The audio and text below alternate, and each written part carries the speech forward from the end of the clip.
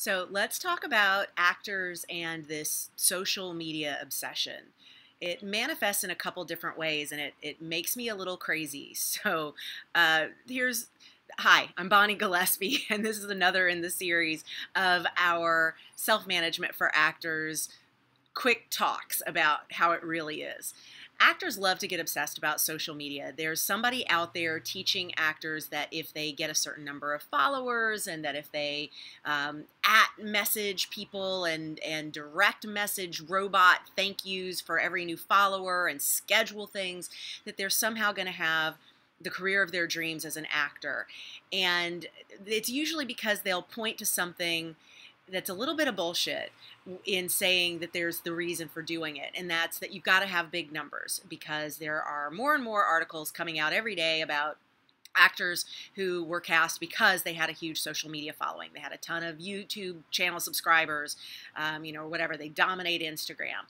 And while that is certainly true, here's what I'm going to tell you. These folks were going to get cast anyway. That they have a following is not the reason they got cast.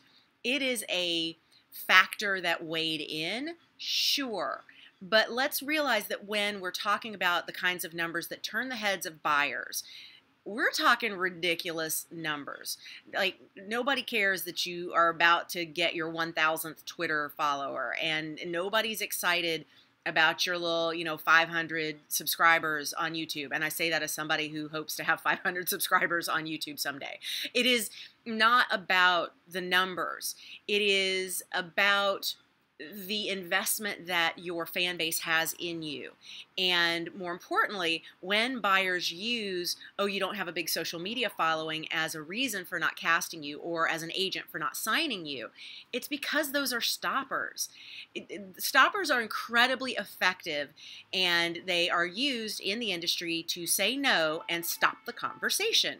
Because so often, if we were to tell you the actual reason you didn't get cast or you didn't get signed, it's going to be something like, we went with somebody more talented, or we went with somebody that we had a better relationship with, or we went with the guy who was on a project last time that I was casting and that role got cut, so I kind of owe him one, or a deal went bad with this agency and therefore I have to make it up by using one of their clients this time, and things that have nothing to do with you or your castability. But by focusing on things like your social media following, you start to get a little tunnel vision about what is actually important in how you're cast. And you put a lot of energy into what I call actor busy work. You do things like try these schemes to bulk up your following number. And we can always tell, it's kind of like trying to boost your star meter. We can tell if your star meter is artificially inflated because there is backup for organic and authentic boost in your social media and in your star meter. You're going to have automatic rises in those numbers. Those metrics are actually going to look better for you when you've got heat, because you've created something that people got really excited about, or because you starred in something that you didn't create that got a lot of heat, and then that cascades into everything else. But we can tell the difference between authentic and inauthentic growth. So if you've got a lot of growth in your numbers, but you don't have the resume to back it up, you don't have the reel to back it up, you don't have the relationships to back it up, it doesn't really help you, and it causes you to focus on actor busy work rather than focusing on things that you can control, like creating more content, like beefing up your resume, like building your relationships authentically. Most importantly, when somebody uses your social media numbers as a no, or your age as a no, or a you don't live in LA as a no, it's because that's a stopper. It stops the conversation. If they were to say instead, we actually had to go with this other kid, we went with somebody who frankly nailed the scene better. When we saw the audition footage, there just was somebody who was better. You're going to ask for another shot. You're going to say, I can work as a local hire. You're going to volunteer to chop off your hair or dye it or change something about yourself to make yourself get another chance. And because we don't want to have the conversation about having another chance, we just end with a stopper, which is, oh, you don't have enough social media. Because you can't do this and immediately change your social media numbers, you move on.